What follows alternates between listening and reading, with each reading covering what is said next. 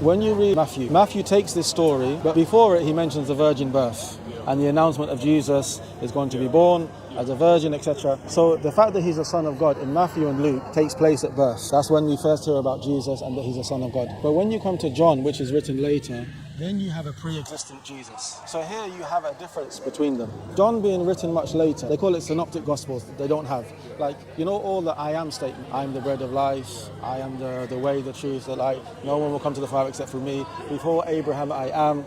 And also statements like about the necessity of being born again for Nicodemus. And also that God so loved the world that he gave his only begotten son.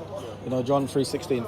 These statements don't appear in any of the earlier Gospels. So what this would mean is that either the early Gospel writers, they were not aware of these statements, which are very powerful, fundamental foundations of Christianity, or they were aware of them but they chose not to write them, or that John is adding things to the story of Jesus.